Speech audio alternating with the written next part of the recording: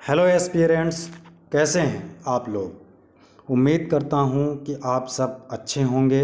मैं अतुल तिवारी आप सबका अर्थ सिविल सर्विसेज ऑनलाइन क्लासेस में स्वागत करता हूं।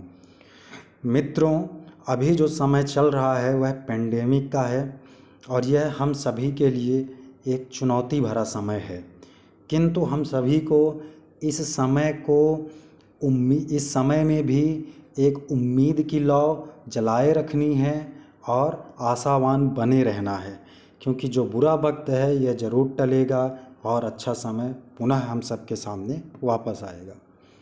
दोस्तों, पिछली वीडियो में हमने आचार्य शंकराचार्य के बारे में, जीवन परिचय के बारे में पढ़ा और उनके जगत संबंधी विचार के बारे में जाना। ये उसी वीडियो का दूसरा पार्ट है, उसी लेक्चर का दूसरा पार्ट है। इसमें हम जानेंगे आचार्य शंकर के ब्रह्म संबंधित विचार और ईश्वर संबंधित विचार। ऐसे करके एक एक करके इनके जितने भी अद्वैत दर्शन हैं उनको हम पढ़ेंगे और जानेंगे, और इससे संबंधित जितने भी क्वेश्चन हैं उनको हम लास्ट में सॉल्व भी करेंगे। लास्ट में आपको क्वेश्चन भी दिए जाते हैं जिनको आपको सॉल्व करना है। दोस्तों, एथिक्स एकमात्र ऐसा सब्जेक्ट है जिसे कम समय में तैयार किया जा सकता है, किंतु अगर इसको ना समझा जाए तो यह सब्जेक्ट कठिन भी हो जाता है। इसलिए हम इस सब्जेक्ट को बड़ी बारीकी से समझेंगे।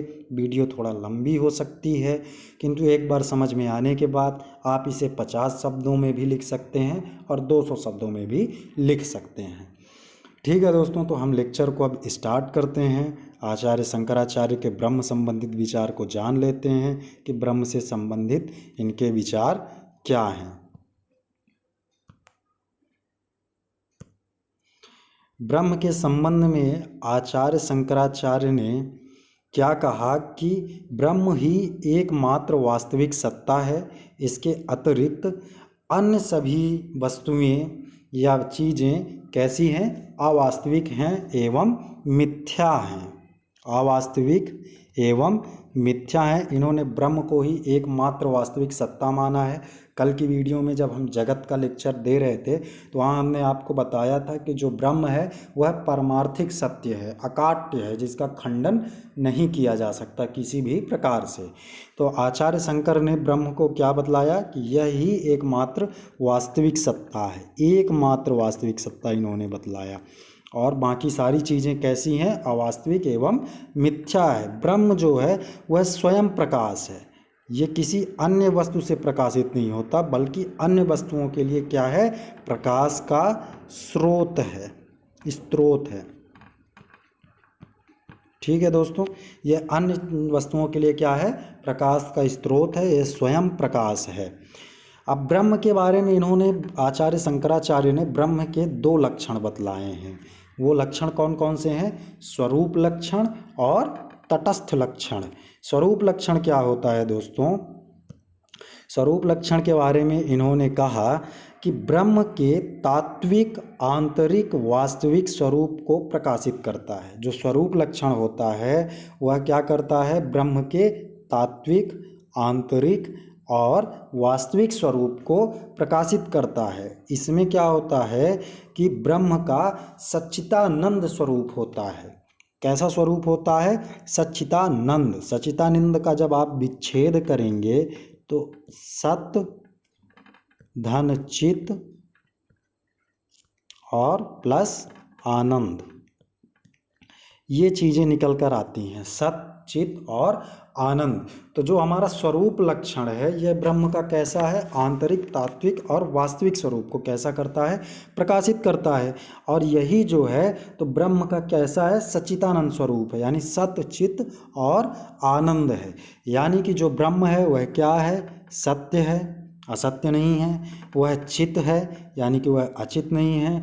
और साथ में ही ब्रह्म को जान लेने वाला कैसा है? आनंद में रहता है, यानी ब्रह्म स्वयं में आनंद है।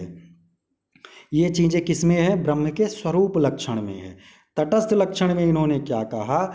जो तटस्थ लक्षण होता है वह ब्रह्म का आगंतुक लक्षण है और परिणामिक लक्षण है। कैसा है? आगंतुक और परिणामिक लक्षण। यानी कि आगंतुक शब्द से ही पता चल रहा है कि जो बाहर से आया हुआ हो उसे हम क्या कहते हैं, आगंतुक कहते हैं। और परिणामिक यानी जिसका परिणाम हो, जिससे रिजल्ट बने, यानी कि ब्रह्म में जो बाहर से चीज़ें आ रही हैं वह कैसे लक्षण हो जाएंगे, तटस्थ लक्षण हो जाएंगे। और स्वरूप लक्षण क्या है, उस जो ब्रह्म के वास्तविक, आंतरिक और तात्विक स्वरूप को क्या करे, प्रकाशित करे, उसे हम क्या कहेंगे, स्वरूप लक्षण कहेंगे। और इसमें ब्रह्म के सच्चिदानंद स्वरूप क्या होता है, इसे हमको ध्यान रखना है। सच्चिदानंद स्वरूप ब्रह्म का किस में मिलता है, स्वरूप लक्षण में, और तटस्थ लक्षण में आगंतुक गुण और परिणामिक लक्षण हमें प्राप्त होते हैं। इसमें यह कहा गया कि जो हमारा मिथ्या जगत है उसके रचयिता, पालन पोषण करता एवं संहारक के रूप में बताना। यानी कि जो हमारा जगत है उसको हम क्या मानते हैं, एक तरह से मिथ्या मानते हैं। किंतु जब हम कल पढ़ रहे थे जगत के बारे में, तो वहाँ मैंने आपको बताया था कि जगत व्यावहारिक सत्ता के रूप में सत्य है, जिसका हम जागृत अवस्था में भी खंडन नहीं कर सकते, किंतु तार्किक अवस्था पर क्या कर सकते हैं, खंडन कर सकते हैं। तो यहाँ पर इन्होंने बतलाया कि जो मिथ्या जगत के रचयिता, यानी मिथ्या जगत का रचयिता कौन है, हमारा ब्रह्म है। हमने बतलाया था आपको कि ब्रह्म पर आवरण जब पड़ता है, किसका आवरण पड़ता है, अविद्या का, तो वह कैसा दिखलाई पड़ता है, अविद्या या माया आप कह सकते हो, अविद्या या माया कह सकते हो। तो ब्रह्म पर अविद्या या माया का आवरण पड़ना ही क्या है, जगत है, ईश्वर है, वही हमें दिखलाई देता है। तो यहाँ पर इन्होंने कहा कि जो यह हमारा विश्व है, यह जो हमारा जगत है, इसके पालन पोषण करता, रचयिता एवं इसको नष्ट करने वाले के रूप में बतलाना ही क्या है, ब्रह्म को तटस्थ लक्षण है। यानी कि जो हमारा जगत है वह आगंतुक लक्षण है। अगर इससे अविद्या का पर्दा हट जाए, माया का आवरण हट जाए, तो हमें वास्तविक रूप से ब्रह्म का ज्ञान हो जाए। और जब हमें ब्रह्म का ज्ञान हो जाएगा तब वह हमें कैसा दिखलाई देगा, ब्रह्म का कौन सा लक्षण होगा, तब वह हमारा ब्रह्म का स्वरूप लक्षण होगा। किंतु जब उसमें आवरण पड़ा हुआ है तो वह कैसा लक्षण है, तटस्थ लक्षण है।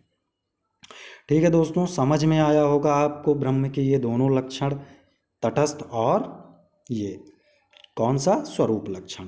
अब चलिए एक उदाहरण देख लेते हैं। उदाहरण के द्वारा चीज़ें और ज़्यादा स्पष्ट हो जाती हैं, और मेंस में आंसर लिखते वक्त आपको उदाहरण देना जरूरी रहता है। इससे क्या होगा, आपके मार्क्स में आधे नंबर, 1 नंबर बढ़ने के चांसेस ज़्यादा बढ़ जाते हैं। उदाहरण इसमें दिया गया है गडेरिए का। अगर कोई एक, इसमें बतलाया गया कि एक गडरिया है जो क्या है, रंगमंच का अभिनय करता है। किसका करता है, रंगमंच पर राजा का अभिनय करता है। पर वास्तव में है क्या, वो गडेरिया है, और अभिनय किसका कर रहा है, राजा का कर रहा है। तो अगर इसको हम देखें कि इसमें लक्षण कौन कौन से हैं, तो जो गडरिया है वह इसका क्या है, स्वरूप लक्षण है। स्वरूप लक्षण क्यों है, क्योंकि वास्तविक रूप में वह क्या है, गडरिया है। तात्विक रूप में भी वह गडरिया है, आंतरिक दृष्टि से भी वह क्या है, गडरिया है। किंतु जब उसमें आवरण पड़ गया, रंगमंच में वह अभिनय कर रहा है, तो वह कैसा लक्षण हो गया, तटस्थ लक्षण हो गया। यानी कि वास्तव में वह है गडरिया, लेकिन रंगमंच पर वह अभिनय राजा का कर सकता है, चोर का कर सकता है, मंत्री का कर सकता है, वह उसका तटस्थ लक्षण कहलाएगा। जो ब्रह्म के 2 लक्षण हमें आचार्य शंकराचार्य ने बतलाए हैं। ठीक है दोस्तों, आगे देखते हैं ब्रह्म के बारे में आचार्य शंकराचार्य ने क्या मत प्रकट किए हैं और क्या बतलाए हैं। उन्होंने कहा कि व्यवहारिक दृष्टिकोण से ईश्वर सत्य है, किंतु परमार्थिक दृष्टिकोण से क्या है, हमारा ब्रह्म सत्य है। यह हमने कल भी बतलाया था। इसमें एक और उदाहरण देख लीजिए आप लोग, जैसे नोट आप सब लोग जानते हैं। नोट जो है तो इसमें भी 2 गुण हैं, व्यवहारिक और परमार्थिक। व्यवहारिक सत्ता और व्यवहारिक सत्ता, ये सत्ता की यहाँ पर बात हो रही है। नोट में भी 2 गुण हैं, व्यवहारिक और परमार्थिक। अब व्यवहारिक रूप से आप देखें तो यह क्या है, रुपया है, जिससे हम वस्तुओं को क्या करते हैं, खरीदते हैं, है ना, है रुपया ना, इसका क्या है, मूल्य है। और यह व्यवहार में हम क्या करते हैं, इसका उपयोग करते हैं, इससे वस्तुएं खरीदते हैं, है ना। वहीं अगर परमार्थिक दृष्टि से देखें तो यह एकमात्र कागज का टुकड़ा है। जो कि परमार्थिक सत्ता क्या होती है, वास्तविक सत्ता होती है, और वास्तव में ये है क्या, कागज का एक टुकड़ा है। किंतु इसमें कुछ ऐसी चीज़ें होती हैं जिससे इसमें एक मूल्य का निर्धारण हो जाता है, और उस मूल्य के निर्धारण से हम इसका व्यवहार में उपयोग करने लगते हैं, और यह रुपये के रूप में परिणित हो जाता है। तो यह तो रही नोट की बात। हम आई होप आप लोगों को ये दोनों एग्जाम्पल्स, जो गडेरिया है और नोट है, इन दोनों से आपको समझ में आया होगा ब्रह्म के बारे में, जगत के बारे में। हमने कल भी ये चर्चा कर ली है कि जो व्यवहारिक दृष्टिकोण से है वह क्या है, ईश्वर सत्य है, और परमार्थिक दृष्टि से क्या है, ब्रह्म सत्य है। ये हमने कल 3 सत्ताएं पढ़ी थी, प्रतिभाषिक, व्यवहारिक और परमार्थिक। ठीक है दोस्तों, चलिए आगे देखते हैं कि उन्होंने ब्रह्म के बारे में क्या कहा है।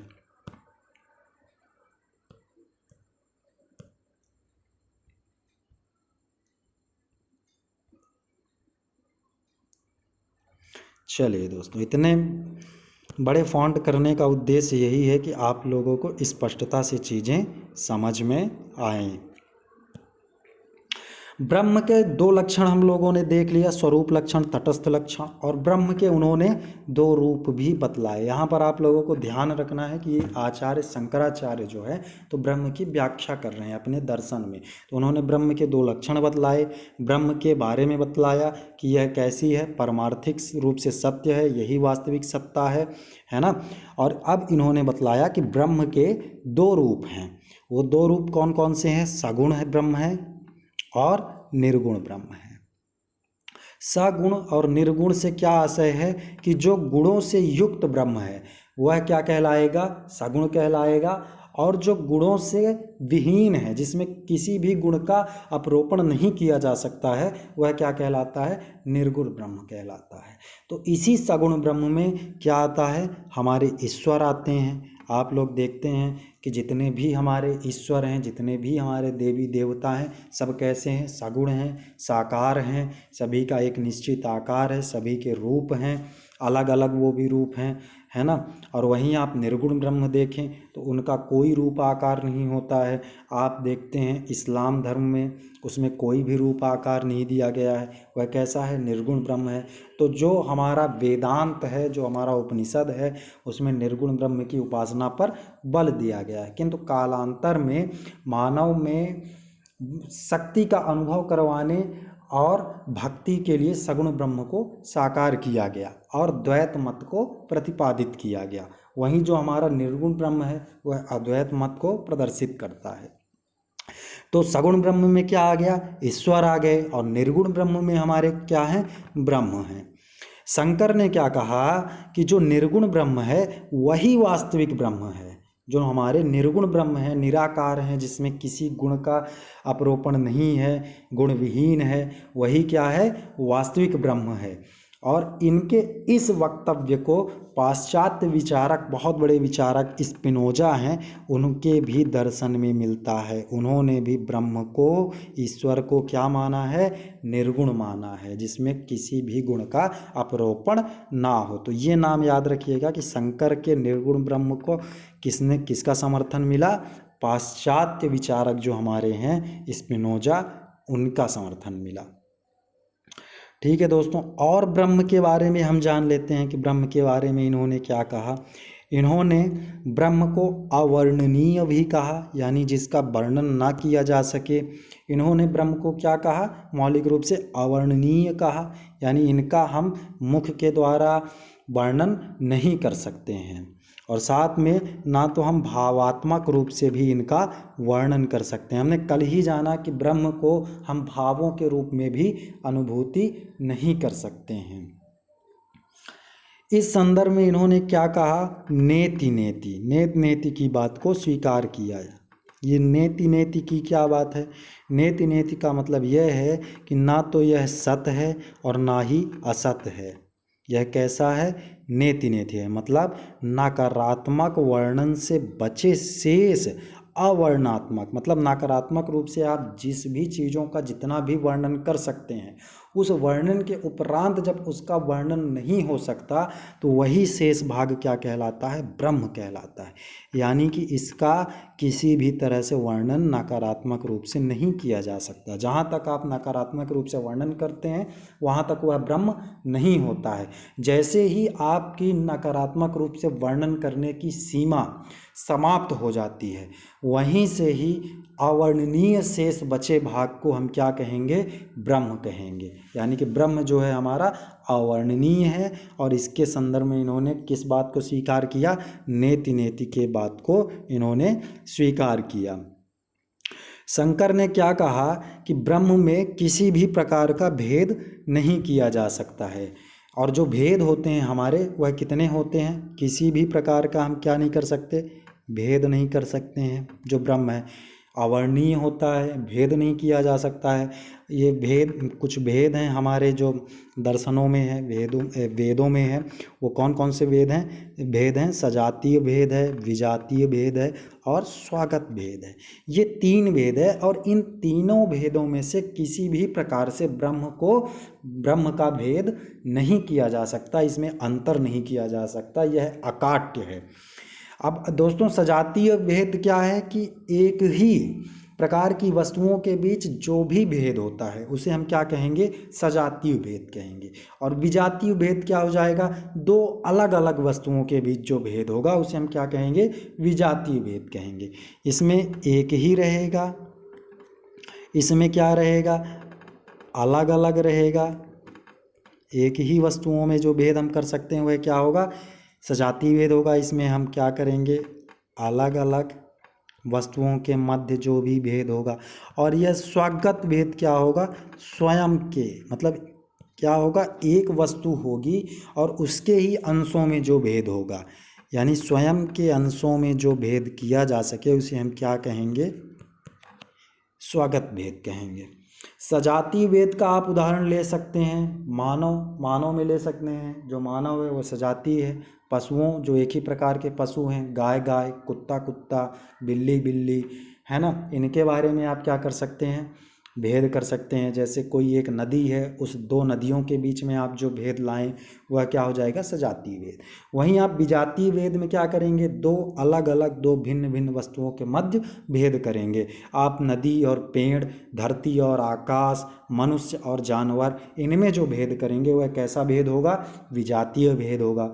और जो हमारा स्वगत भेद होगा, यानी कि जैसे आप किसी व्यक्ति की बात करें तो उस व्यक्ति के स्वयं के अंशों में जो भेद होगा वह कैसा भेद होगा? स्वगत भेद होगा। तो इन तीनों दृष्टि से जो हमारा ब्रह्म है वह क्या है? अछूता है। यानी अर्थात इसमें कोई किसी भी प्रकार का हम क्या नहीं कर सकते?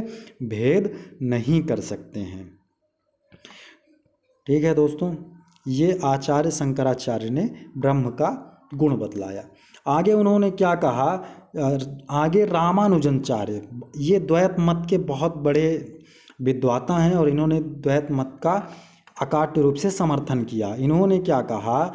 इन्होंने शंकर के इस मत का कि जो ब्रह्म है उसका भेद किसी भी प्रकार से नहीं किया जा सकता है का विरोध करते हुए यह कहा कि ब्रह्म भी स्वगत रूप से भेदित हो सकता है। अर्थात ब्रह्म में स्वगत भेद पाया जाता है। स्वगत यानी उसमें स्वयं में कैसा है? ब्रह्म में भेद है। यह किसने कहा? यह हमारे द्वैत मत के समर्थक आचार्य रामानुजन ने कहा कि ब्रह्म में स्वगत भेद पाया जाता है। यह 2 मार्क्स के क्वेश्चन में आ सकता है कि आचार्य शंकर के ब्रह्म के भेद के बारे में किसने विरोध करते हुए स्वगत भेद की घोषणा की, या ब्रह्म के भेद का विरोध किस दार्शनिक ने किया। ऐसे क्वेश्चन बन सकते हैं। ठीक है, आगे देखते हैं। आगे क्या कहा गया कि ब्रह्म का जो खंडन है वह नहीं किया जा सकता है। ब्रह्म का खंडन नहीं किया जा सकता। खंडन जो है वह विरोध द्वारा नहीं किया जा सकता। ना तो विरोध द्वारा, ना तो तर्क के द्वारा। विरोध और तर्क दोनों को आप ले सकते हैं। ब्रह्म का जो है खंडन वह नहीं किया जा सकता। जो हम विरोध होता है वो हमारा कैसा होता है? प्रत्यक्ष होता है और संभावित होता है। विरोध 2 ही प्रकार के होते हैं, प्रत्यक्ष और संभावित। प्रत्यक्ष विरोध क्या है? प्रत्यक्ष विरोध आप सब लोग जानते हैं, जो डायरेक्ट तरीके से सीधे जो विरोध को क्या करे, प्रदर्शित करे, उसे हम क्या कहेंगे? प्रत्यक्ष विरोध कहेंगे। वहीं हम संभावित विरोध को क्या कहेंगे? जिसमें संभावना हो कि इस मत का ऐसा खंडन हो सकता है अगर चीज़ें ऐसी हों। लेकिन इन दोनों विरोधों से हम क्या कर सकते हैं? ब्रह्म का खंडन नहीं कर सकते हैं। ब्रह्म जो है तो वह अकाट्य सत्य है। ठीक है दोस्तों, समझ में आया? आपको मेंस में अगर 50 शब्द में आता है तो आपको केवल इतना ही इसके गुणों को ही बतलाना रहेगा कि आचार्य शंकर के अनुसार ब्रह्म ही वास्तविक सत्ता है, परमार्थिक रूप से सत्य है, इसके इतने लक्षण हैं, इतने रूप हैं, इसका खंडन नहीं किया जा सकता, यह अवर्णनीय होता है। आपको सीधे पॉइंट टू पॉइंट बतलाना है और लास्ट में लिख देना है। कुछ चीज़ें एक्स्ट्रा ऐड कर देनी है आपको कि स्पिनोजा ने, पाश्चात्य विचारक स्पिनोजा ने इस विचार का समर्थन किया, रामानुजन ने इस विचार का विरोध किया। ऐसे करके आप थोड़ा सा उसे विश्लेषणात्मक भी बना सकते हैं। और आपको सीधे पॉइंट टू पॉइंट लिखना है। आपको विरोध के बारे में नहीं बतलाना है कि वो विरोध क्या है, आपको स्वगत भेद के बारे में नहीं बतलाना है, आपको सीधे बताना है कि यह भेद रहित है। अब आपको भेदों पर नहीं जाना। ये चीज़ें मैं आपको समझाने के लिए बतला रहा हूँ कि भेद कितने प्रकार के हैं और इन तीनों भेदों में से ब्रह्म का भेद नहीं किया जा सकता है। ठीक है दोस्तों, आइए आगे जानते हैं। आगे इन्होंने यह कहा कि जो ब्रह्म है वह कैसा है? व्यक्तित्व शून्य है। व्यक्तित्व शून्य का मतलब क्या हुआ कि इसमें व्यक्तित्व के गुण नहीं पाए जाते। हमने अभी क्या पढ़ा कि जो ब्रह्म है वह कैसा है? निर्गुण है। अब जब यह निर्गुण है, इसमें कोई गुण नहीं है, तो वह क्या होगा? व्यक्तित्व शून्य होगा। क्योंकि हमने सगुण में क्या देखा कि सारे गुणों का अपरोपण होता है, साकार होता है और उसमें क्या होता है? व्यक्तित्व पाया जाता है।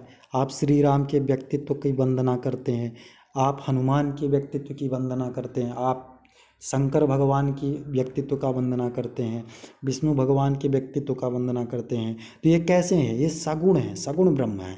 वहीं जो हमारे ब्रह्म हैं जिसे आचार्य शंकर ने वास्तविक माना, वह कैसा है? व्यक्तित्व शून्य है। और इसे जो हमारे पाश्चात्य विचारक एक और हैं, ब्रैडले महोदय, इन्होंने भी इस विचार को क्या किया? समर्थन दिया। इन्होंने भी माना कि जो हमारा ईश्वर है, जो हमारा ब्रह्म है, वह कैसा है? बिना व्यक्तित्व के है, व्यक्तित्व विहीन है और वही हमारा वास्तविक ईश्वर है। ठीक है दोस्तों, चलिए। और फिर इन्होंने क्या कहा कि जो ब्रह्म है वह कैसा है? नित्य है एवं अपरिवर्तनशील है। यह हमने कल भी आपको बतलाया था जब मैंने आपको तर्क के विषय में बता रहा था। तो जो हमारा ब्रह्म है वह कैसा है? नित्य एवं परिवर्तनशील है, अपरिवर्तनशील है, माफ़ करिएगा दोस्तों। तो नित्य है मतलब यह शाश्वत रूप से पहले से ही उपस्थित है और इसमें कोई भी परिवर्तन नहीं किया जा सकता है। जिस प्रकार इसका आरंभ हुआ उसी प्रकार इसका अनादि है, इसका अंत नहीं है। इस बात को ध्यान रखिएगा। और इस मत का समर्थन किसने किया? राधा कृष्णन ने किया। राधा कृष्णन भी इस मत का क्या किया? समर्थन किया कि जो ब्रह्म है वह नित्य और अपरिवर्तनशील है। चलिए दोस्तों आगे बढ़ लेते हैं, आगे देखते हैं हम। नेक्स्ट स्लाइड में आते हैं अपने कि इन्होंने ब्रह्म के बारे में और क्या कहा। चलिए दोस्तों, आई थिंक इतने में आप लोगों को दिख रहा होगा।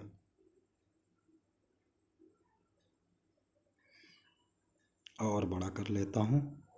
ओके, देखिए आगे इन्होंने ब्रह्म को यह कहा कि जो ब्रह्म है वह विश्व में क्या है? व्याप्त है और साथ ही विश्व से परे भी है। विश्व में व्याप्त कैसे है? जब ब्रह्म में हमारा क्या होता है? अविद्या या माया का आवरण आ जाता है तो वही चीज़ हमारा क्या हो जाता है? विश्व हो जाता है, जगत हो जाता है। और वहीं जैसे ही इस अविद्या और माया से आवरण हटता है वही हमारा ब्रह्म क्या हो जाता है? वास्तविक रूप हो जाता है। हमें ब्रह्म ज्ञान की प्राप्ति हो जाती है और वहीं से हमें इस बात का ज्ञान हो जाता है कि वास्तव में जगत क्या है? मिथ्या है। इसलिए आचार्य शंकर ने ब्रह्म को क्या कहा? विश्व में व्याप्त एवं विश्व के परे। दोनों तरह से यह ब्रह्म को मानते हैं क्योंकि जो जगत है वह ब्रह्म की ही अभिव्यक्ति है। और इसे इन्होंने किसके रूप में बतलाया? कमल के पत्ते की भांति बतलाया। कमल का पत्ता आप लोग देखे हैं जो जल में रहता है, लेकिन यह जल में रहते हुए भी उसके ऊपर खिलता है, उसके ऊपर पत्ते रहते हैं। तो इसी तरह से जो हमारा ब्रह्म है वह क्या रहता है? विश्व में रहते हुए भी विश्व के ऊपर रहता है और वह विश्व से प्रभावित नहीं होता है। ब्रह्म विश्व की अभिव्यक्ति तो करता है लेकिन प्रभावित नहीं होता। इस बात को ध्यान रखिएगा दोस्तों कि प्रभावित नहीं होता। और इस सिद्धांत को हम क्या कहते हैं? निमित्तोपादनेश्वरवाद। क्या कहते हैं दोस्तों? निमित्तोपादनेश्वरवाद। अगर आपसे यह सिद्धांत पूछ लिया जाए 5 मार्कर में या 2 मार्कर में सीधे निमित्तोपादनेश्वरवाद, तो आप सीधे यह बतला सकते हैं कि शंकर के द्वारा ब्रह्म के विषय में यह विचार दिया गया कि वह विश्व में व्याप्त एवं विश्व के परे दोनों है। इसी सिद्धांत को हम क्या कहते हैं? निमित्तोपादनेश्वरवाद कहते हैं। ठीक है दोस्तों, ये क्या है? कौन सा सिद्धांत है? निमित्तोपादनेश्वरवाद। इसे आप लोग याद रखिएगा, 5 मार्कर में आएगा तो आप कमल के पत्ते का भी उदाहरण दे सकते हैं। अब देखिए दोस्तों, हमने जान लिया कि आचार्य शंकर ने ब्रह्म के बारे में क्या विचार प्रकट किए, क्या क्या उसके संबंध में उन्होंने सिद्धांत दिए, क्या तर्क दिए। अब इसके अलावा इनके ब्रह्म के जो इन्होंने विचार प्रकट किए उसमें कुछ कमियां भी हैं जिसके आधार पर इसकी आलोचना की जाती है। आलोचना क्या की जाती है दोस्तों, यह भी जान लेते हैं, क्वेश्चन आ सकता है, इसलिए हमने आलोचना को भी पढ़ना है। आलोचना के बारे में जान लेते हैं कि क्या क्या है, क्या क्या कमियां हैं इनके ब्रह्म में। तो ब्रह्म के विषय में सबसे बड़ी जो इनकी कमी है या आलोचना है वह क्या है? ज्ञाता और ज्ञेय। यानी जो ब्रह्म है इसको ना तो ज्ञाता के बारे में बतलाया गया और ना ही ज्ञेय के बारे में। ज्ञेय यानी जानने वाला, और ज्ञाता यानी अगर ज्ञात किया जा सकता है या नहीं किया जा सकता, इसका संबंध नहीं उभरता है। यानी कि जो ब्रह्म है उसको इन्होंने निराकार बतला दिया, अकाट्य रूप से सत्य बतला दिया, यह भी बता दिया कि यह अवर्णनीय है, इसे भावनात्मक रूप से अनुभव भी नहीं किया जा सकता है। तो जब इसे हर तरीके से अनुभव भी नहीं किया जा सकता और इसकी उपस्थिति भी है, तो इसको जाना कैसे जाएगा कि ब्रह्म है? तो इसमें ज्ञाता और ज्ञेय का संबंध नहीं उभरता है। इसे आप लिख सकते हैं कमी में, आलोचना में। और सीधे सीधे इनके जो अद्वैतवाद है उसका खंडन किसने किया? रामानुजन ने किया। और क्या खंडन किया? कि जो हमारा ब्रह्म है और आत्मा है, इन दोनों के मध्य कैसा संबंध है? एक विशिष्ट संबंध है। इन्होंने क्या कहा? द्वैत कहा, द्वैतवाद। द्वैत मत के ये समर्थक हैं, अभी आपको हमने बतलाया था। तो ये द्वैत मत के समर्थक हैं, इसलिए इन्होंने द्वैत का अर्थ क्या होता है? दो। और अद्वैत का मतलब क्या होता है? जो दो ना हो। द्वैत का मतलब दो होता है और आ लग गया, जिसका अर्थ क्या हो जाएगा हिंदी में? ना।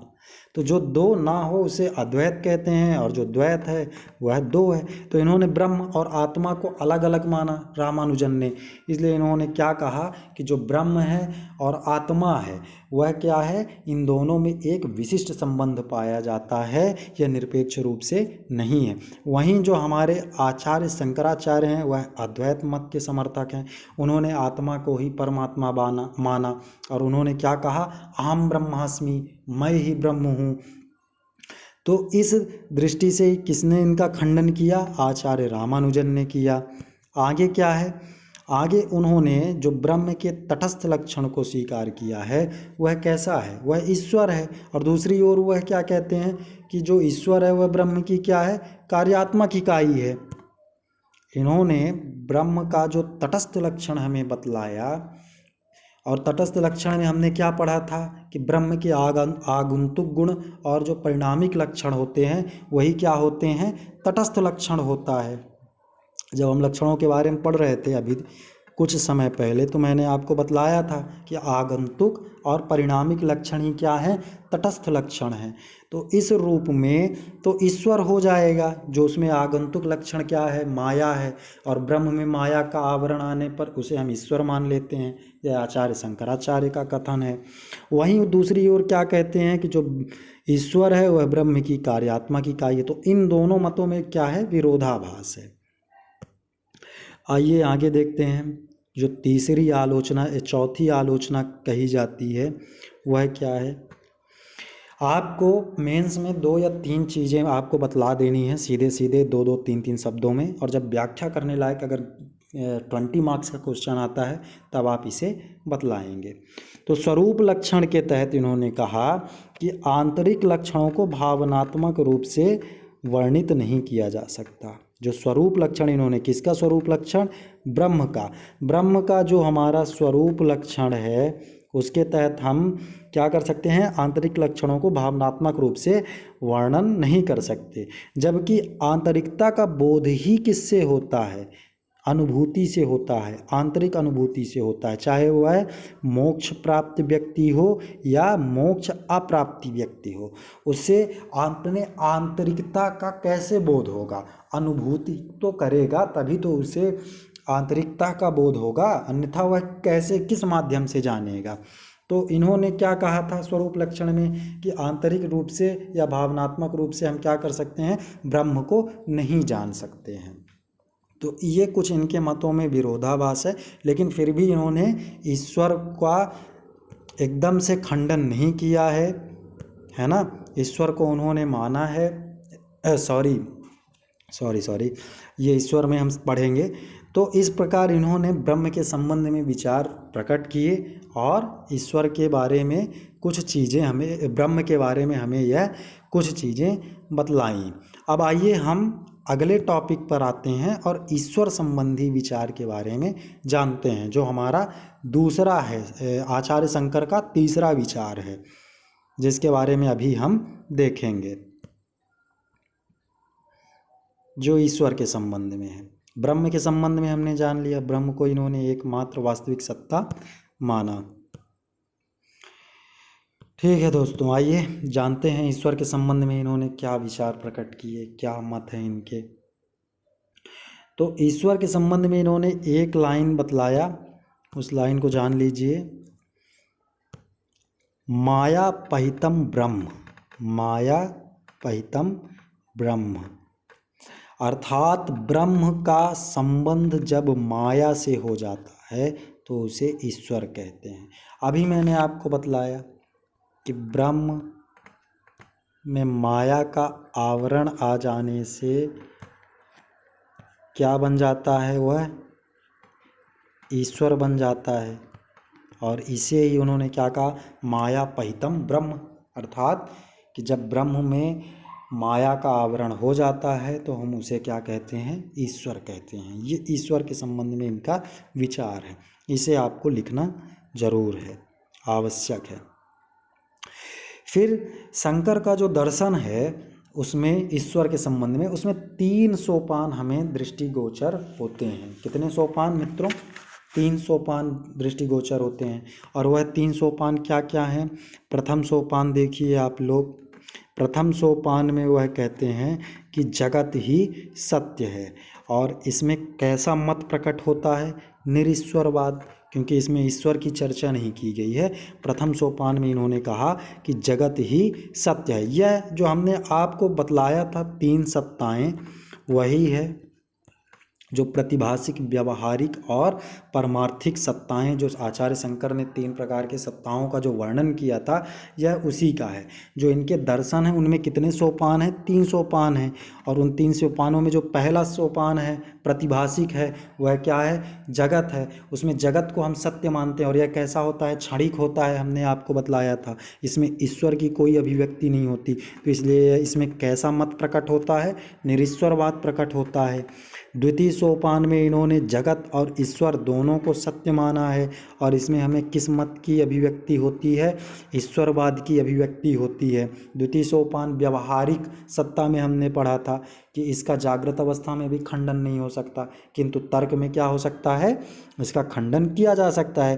क्योंकि अभी हमने आपको बतलाया कि ब्रह्म में माया का आवरण है तो वह ईश्वर है, और ईश्वर जब माया के आवरण को हम विद्या के द्वारा, ज्ञान के द्वारा हटा देते हैं तो हमें ब्रह्म का ज्ञान हो जाता है। तो इस तरह से हम इसका तर्कों के द्वारा क्या कर सकते हैं, खंडन कर सकते हैं।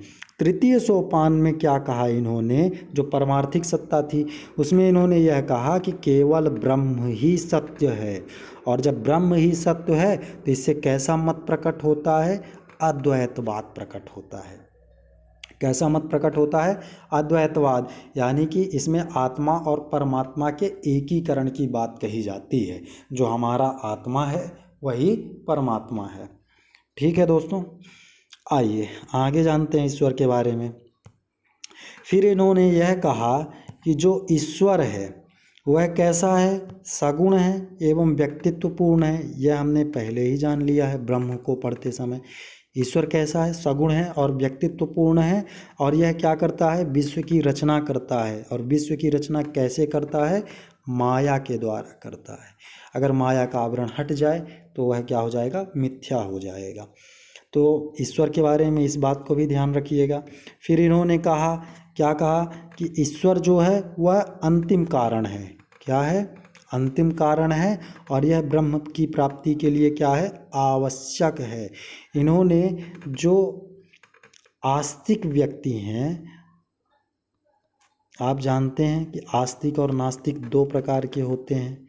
नास्तिक वो होते हैं जो ईश्वरीय शक्तियों पर क्या करते हैं, विश्वास को प्रकट नहीं करते हैं, और आस्तिक वो होते हैं जो ईश्वरीय गुणों पर अपना विश्वास प्रकट करते हैं, वो आस्तिक होते हैं। और ये विश्वास को प्रकट नहीं करते हैं। तो यह आस्तिकों को संतुष्ट करने के लिए उन्होंने क्या कहा कि ईश्वर जो है तो अंतिम कारण है और ब्रह्म की प्राप्ति के लिए आवश्यक है, अन्यथा वह संतुष्ट ही ना कर पाते, लोगों पर विश्वास ही उत्पन्न ना कर पाते। तो आपको ईश्वर के बारे में यह भी बताना है कि ईश्वर अंतिम कारण है आचार्य शंकर के अनुसार, और ब्रह्म की प्राप्ति के लिए क्या है, आवश्यक है। यह क्या है, सगुण है और व्यक्तित्वपूर्ण होता है।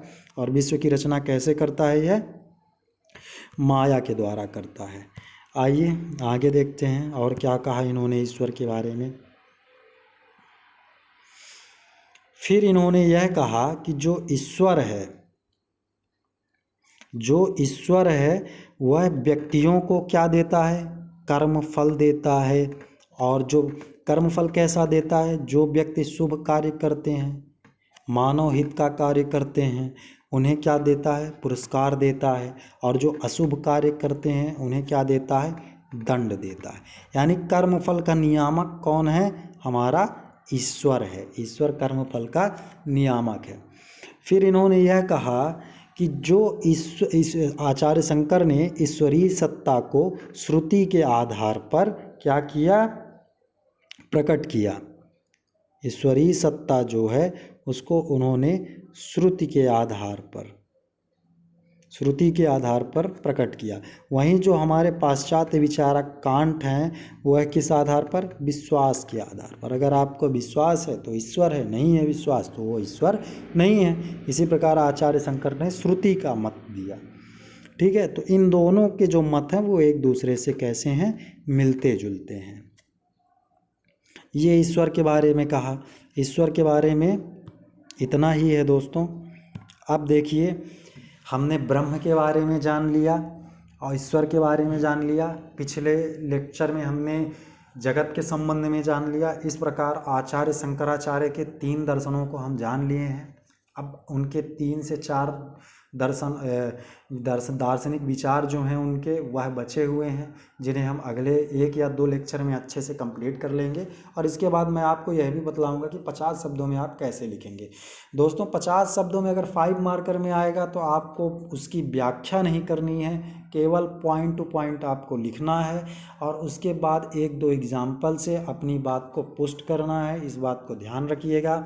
और जो पाश्चात्य विचारक हैं, अपने यहाँ के विचारक हैं, जो उनके मतों पर विश्वास प्रकट किए और जिन्होंने नहीं किए, अगर आप उनका उल्लेख कर देते हैं तो निश्चित ही जो एग्जामिनर है उस पर एक अलग तरह का इम्पैक्ट पड़ता है और आपकी जो कॉपी है वह अन्य अभ्यर्थियों से अलग हो जाती है। इस बात को भी आप लोग ध्यान में रखिएगा। अब अभी तक हमने जो ब्रह्म के विषय में जाना और ईश्वर के विषय में जाना, उससे संबंध हम आपको 2 मार्क्स के 3 क्वेश्चन और 5 मार्क्स के ये 2 क्वेश्चन आपको दे रहे हैं। आप लोग इस लेक्चर को 1 या 2 बार ध्यान से देखने के बाद प्रैक्टिस करिएगा। ये आपके मेंस एग्ज़ाम के पॉइंट ऑफ व्यू से बहुत ही आवश्यक है। जल्द ही हम एक टेलीग्राम चैनल बनाएंगे, उसमें आपके जो मेंस राइटिंग है उसमें आप अपने आंसर भेज सकते हैं, उसमें क्या सुधार हो सकता है उस विषय पर हम चर्चा करेंगे।